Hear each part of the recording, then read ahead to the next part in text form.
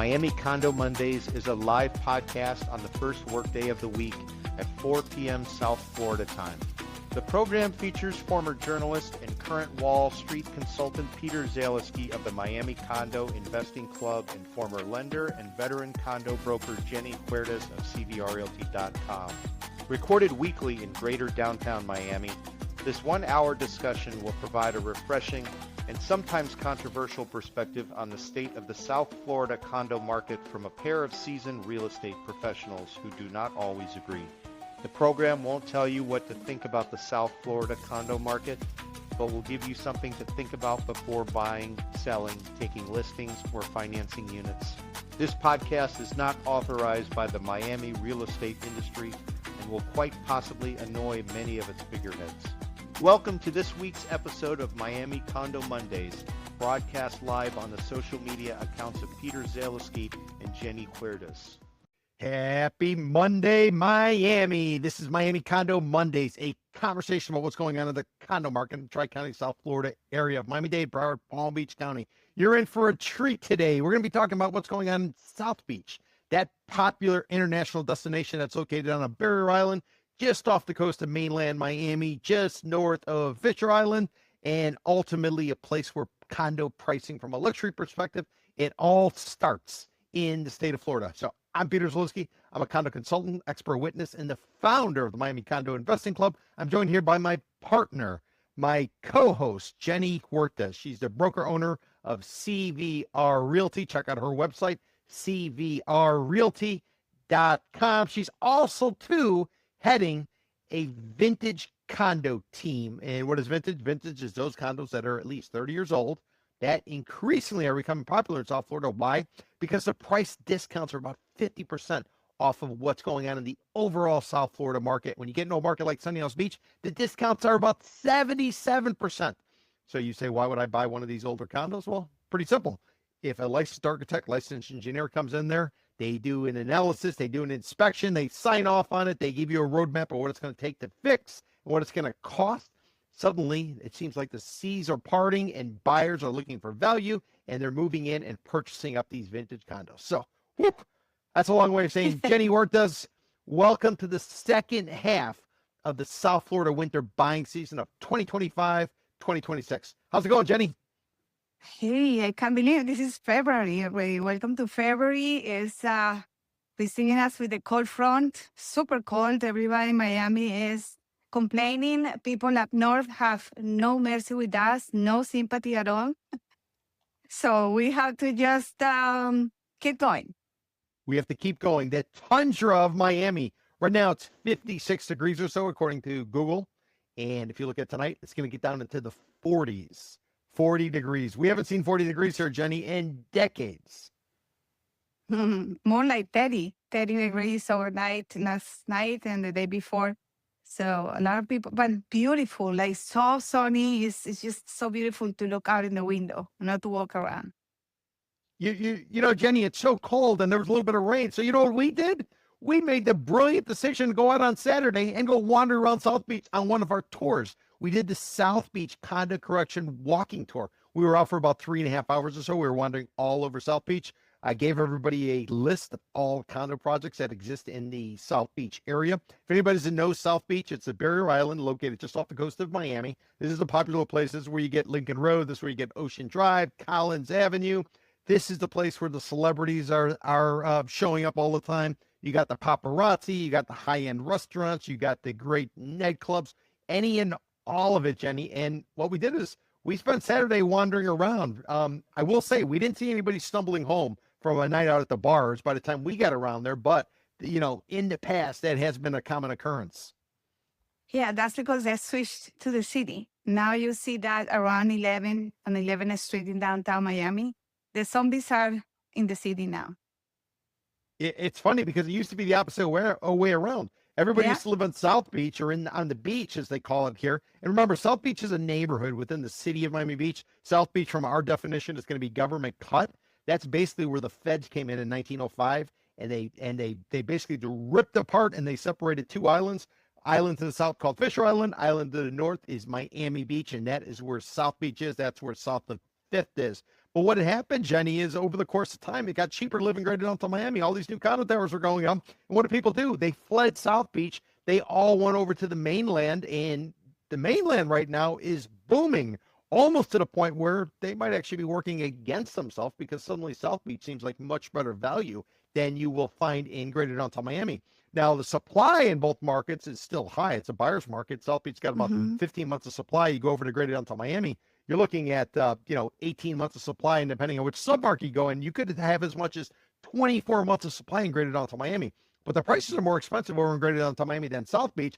And what we did on Saturday, Jenny, as part of our tour, we were pointing out to people some of the value that was actually out there. Jenny, I don't know if you remember, but basically looking at the list, you're looking about 70 projects out of about 182 projects in that South Beach area. Again, government cut all the way up to 41st Street, and then the Atlantic Ocean west to the Bay.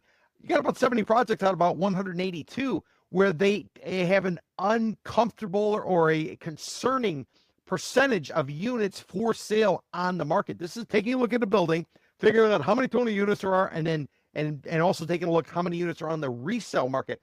Jenny, it looks like people are heading for the exits in South Beach. Yes, that's called special assessments and recertifications. Is all happening at the same time because, as we discussed it before, it's no way to delay it anymore. So now, and also, remember they have a lot of vintage condos there, as opposed as Miami, greater downtown Miami. So that's why we find more value actually there than here. It's true. It's true. Jenny, let me kind of lay out kind of what's going on in South Beach, big picture. And you and I have kind of drilled down into it. Well, what I also want to talk about this podcast too is here we are at the halfway point of the winter buying season.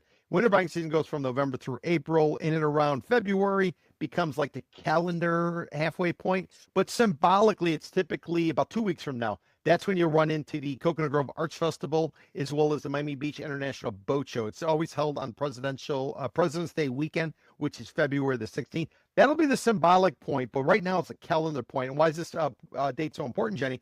It's because a lot of sellers who were trying to get out of their units, maybe some of them were cash strapped because of the rising maintenance fees, the hefty special assessments, as well as the insurance prices. Some of them are going to start to realize, listen, if we're going to get out, we need to basically start to move on our pricing. They might have stood firm, Jenny, for the first 90 days of the winter when everybody was flooding into town. And, these people thought they had gold in their particular units, just like they thought the kid was on the honor roll and their daughter was the best at soccer and their significant other is good looking and their car is the best and their job. Well, suddenly got reality hitting right now, Jenny.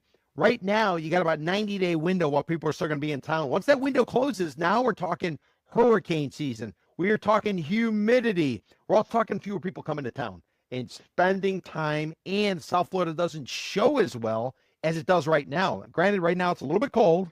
Actually, it's a lot cold. But generally speaking, people come down here, they fall in love with the weather, and they want to pull the trigger. If you come here in July or August, and it's 95% humidity, it's over 90 degrees at 9 a.m., not a lot of people, especially those coming from up north and or overseas, whether it be in Europe or anywhere else, they're not going to find this place as comfortable. So right now is kind of when you shop. This is when everybody has their ability to kind of market their product, sell the lifestyle, sell the dream. It's all going on right now, and we were at the peak of the bell curve, Jenny. Yes, most definitely. It's been an interesting winter so far. I mean, January came away and go so fast as well. So yeah, it is probably they were expecting more, but it's not happening. So now we see more, inventory available and there's lower pace on the sales. Yeah, slower pace on sales. And by the way, anybody who is interested in any of these tours, I mentioned we did a tour this past Saturday.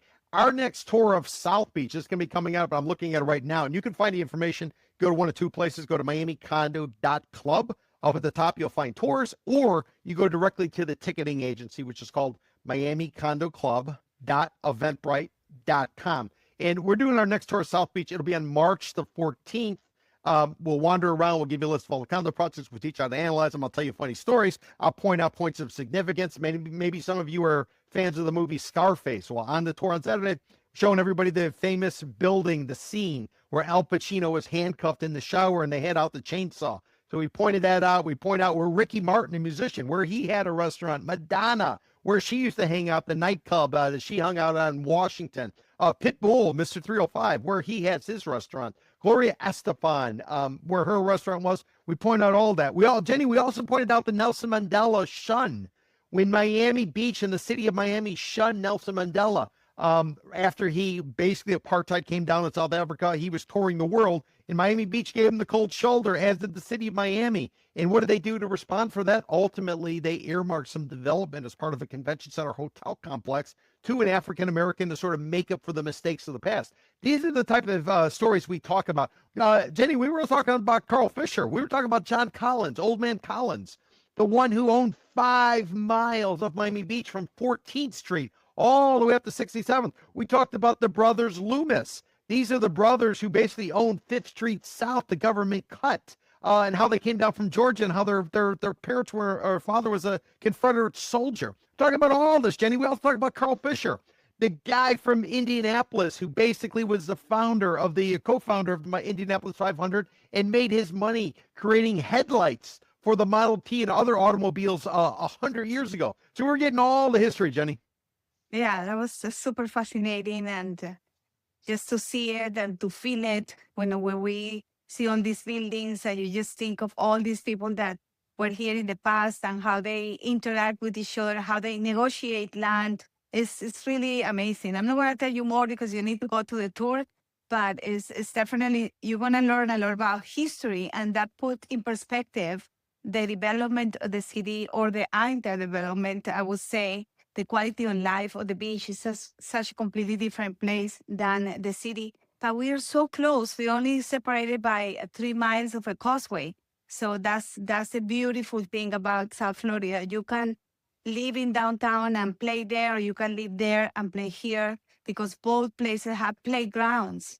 Before, when we're talking about the beach 25 years ago, everybody used to go to the beach. All the club scene was in Washington Avenue, and no more. I mean, except for Live, that is in 41st, they don't have much of the late night places like they do in Miami.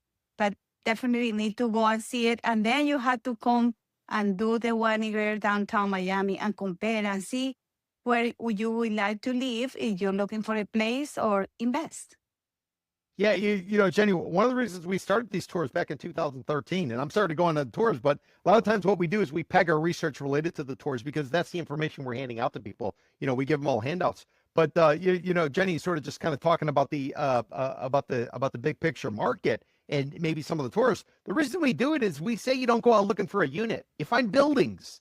There's so many condo projects down here. There are 13,000 associations, 610,000 units. So if you were to go and chase after units, chances are you're going to end up with under contract on some unit that seems beautiful. But then once you do your due diligence, whether it's related to condo declarations or anything else, special assessments, you might decide it's the wrong place. So what we say is find buildings. Once you find a building, then you're able to drill down and sit back and figure out the right pricing. So too many people kind of waste their time. They're inefficient. They're bouncing around from this building to that building to this building, looking at that unit and this unit.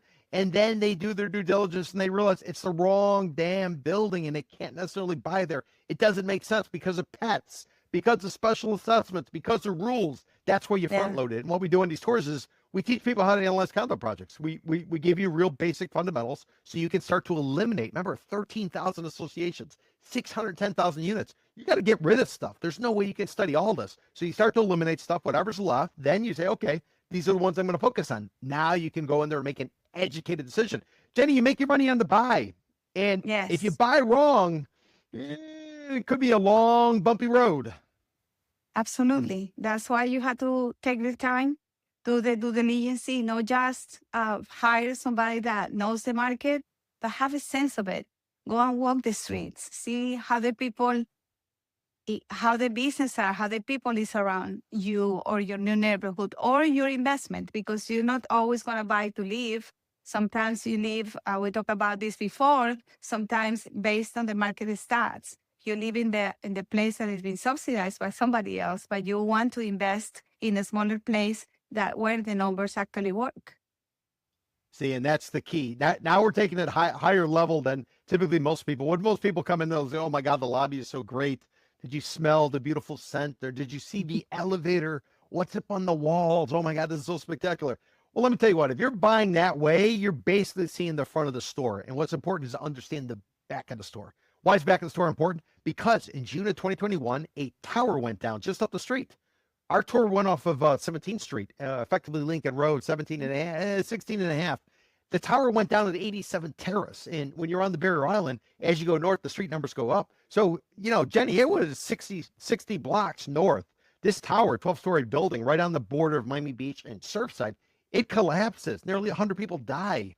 You got $1 billion payment, a settlement paid out to the families of the victims of everybody who died that day back in June of 2021. And what happened after that? The insurance industry said, listen, if you want us to insure these condo projects, we got to understand more about them. And what came as a result of that is all kinds of changes to the legislation, post-Surfside legislation. And the legislation now calls for regular checkups on these buildings every 10 years.